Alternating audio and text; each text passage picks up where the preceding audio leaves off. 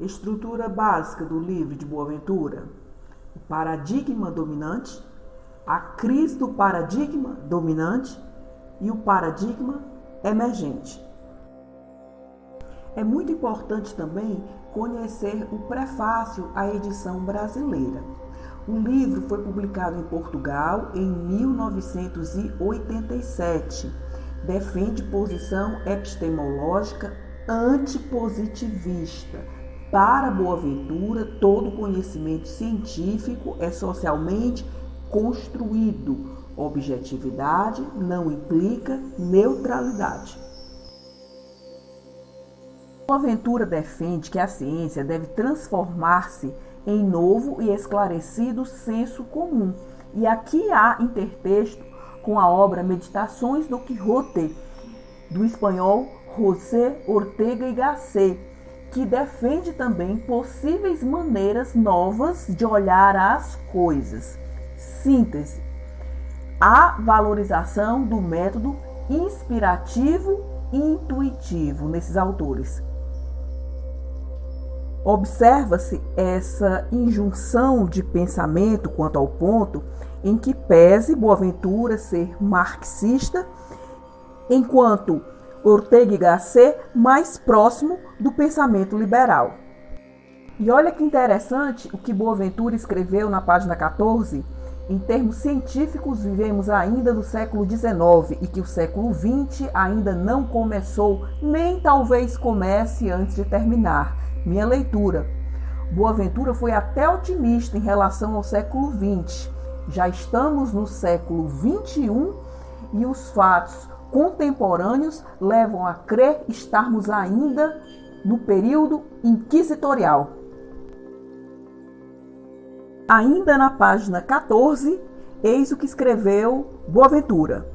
Por outro lado, uma reflexão cada vez mais aprofundada sobre os limites do rigor científico, combinada com os perigos cada vez mais verossímeis da catástrofe ecológica ou da guerra nuclear, fazem-nos temer que o século XXI termine antes de começar. Boaventura, portanto, continua atual. Entre as páginas 14 e 15, eis o que escreveu Boaventura. Vivemos num sistema visual muito instável. Pergunto eu, isso é atual ou não? E na página 15, Boaventura recorda a importância da perplexidade pueril frente ao mundo, o que foi valorizado por Einstein, inclusive. Para o autor, começa a deixar de fazer sentido a distinção entre ciências naturais e ciências sociais. Estas terão de recusar todas as formas de positivismo. Por quê? Porque a distinção hierárquica entre conhecimento científico e vulgar tenderá a desaparecer. Como é da linha marxista, funda seu pensamento na revalorização do humanismo, ou supostamente nesse pilar. Passemos agora ao estudo da primeira parte do livro, que versa sobre o paradigma dominante. Nas palavras de Boaventura, página 21, aspas, sendo um modelo global, a nova racionalidade científica é também um modelo totalitário, na medida em que nega o caráter racional a todas as formas de conhecimento que, se não pautarem pelos seus princípios epistemológicos e pelas suas regras metodológicas. Assumidamente, Boaventura adota uma postura antipositivista. Olha o que está na página 38, aspas, o comportamento humano, ao contrário dos fenômenos naturais, não pode ser descrito e muito menos explicado com base nas suas características exteriores e objetiváveis, uma vez que o mesmo ato externo pode corresponder a sentidos de ação muito diferentes. Agora, sobre a crise do paradigma dominante, a problemática da relatividade.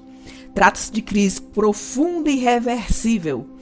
Olha o que está na página 50, aspas, vindo a propiciar uma profunda reflexão epistemológica sobre o conhecimento científico. E nas páginas 40 e 41, olha só, aspas, estamos a viver um período de revolução científica que se iniciou com Einstein e a mecânica quântica e não se sabe ainda quando acabará. É importante casar esse conteúdo com o princípio da incerteza de Heisenberg. Por sinal, é citado por Boaventura na página 44. Aqui eu faço um intertexto. Nas obras de teoria da administração da década de 90, o princípio não é olvidado. Dito de outro modo, a entropia não é desconsiderada. A possibilidade de caos e desordem, ela é levada em consideração. Idem em relação à necessidade de compreender as organizações como sistemas abertos.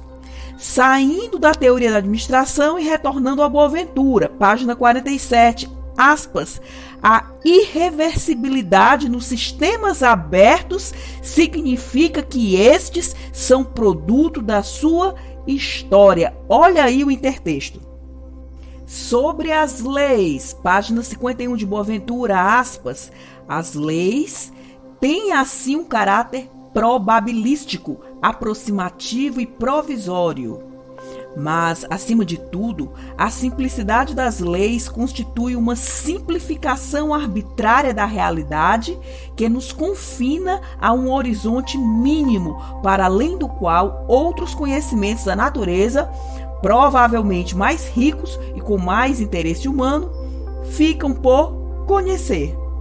E olha na página 53 o desencanto de Boaventura e, de certa forma, tristeza em relação ao conhecimento científico, aspas, sendo um conhecimento mínimo que fecha as portas a muitos outros saberes sobre o mundo, o conhecimento científico moderno é um conhecimento desencantado e triste, que transforma a natureza num autômato.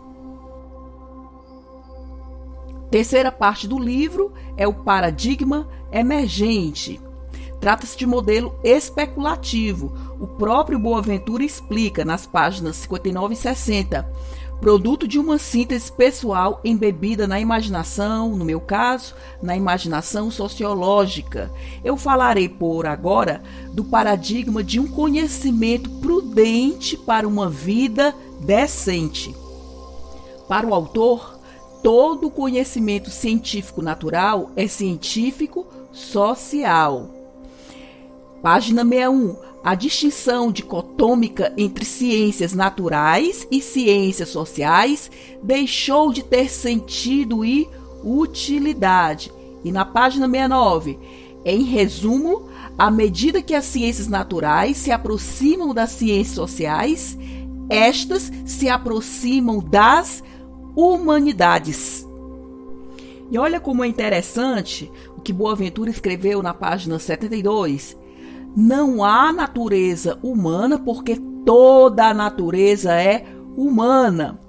Pelo que eu teço a seguinte leitura: idem em relação ao direito. Portanto, é um contrassenso afirmar direitos humanos, pois o direito, objeto cultural que é, humano substancialmente.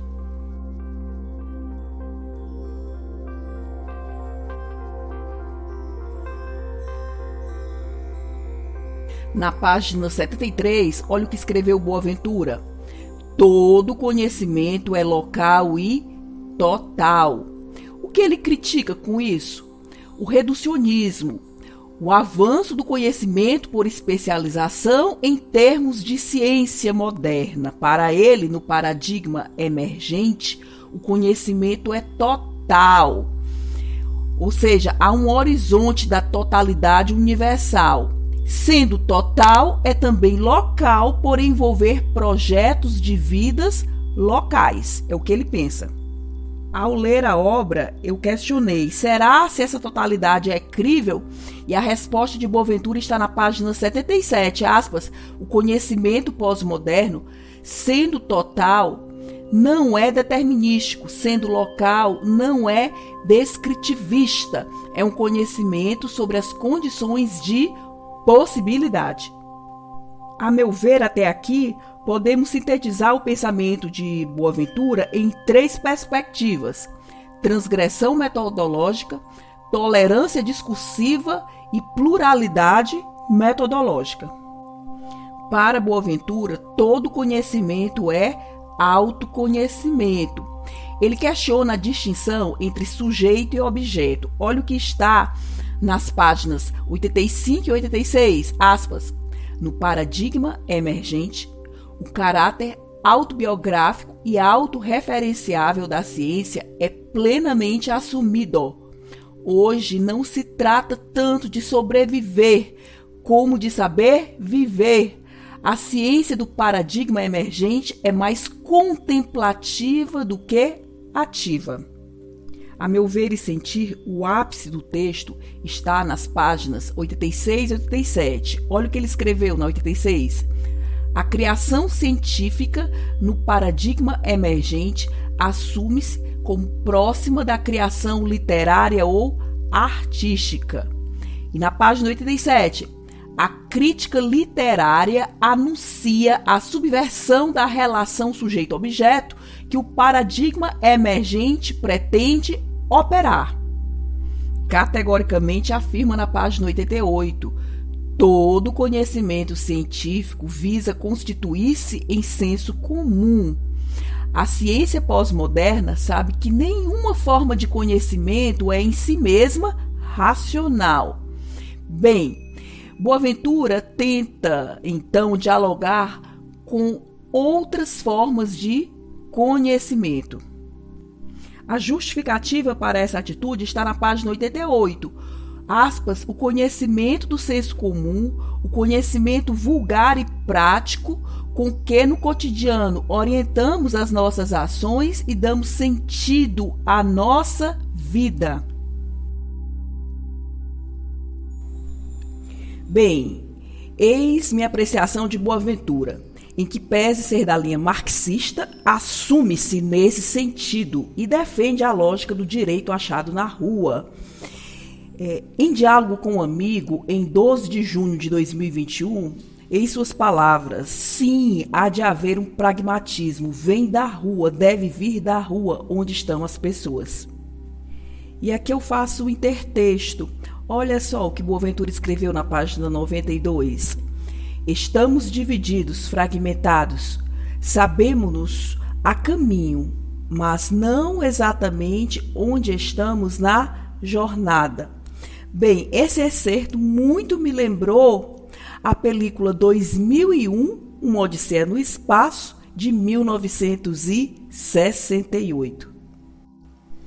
Porque o próprio Boaventura já respondeu e volta a responder na página 92, aspas, afinal, se todo conhecimento é autoconhecimento, também todo desconhecimento é autoconhecimento. E agora segue uma provocação. Olha só, em 1971, na TV holandesa, Chomsky e Foucault debateram. Isso está na internet, é só buscar.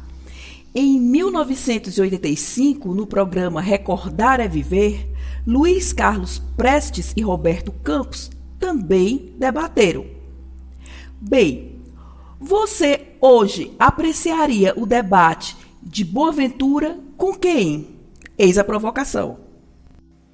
Já marchando para o encerramento, eis uma dica de livro que também gerou um filme, O Ponto de Mutação, de Fritjof Capra. Muito importante para você entender esse livro de Boaventura de Souza Campos. E para terminar, cito Einstein. Tudo deveria se tornar o mais simples possível, mas não simplificado. Gratidão, paz e bem. Até a próxima!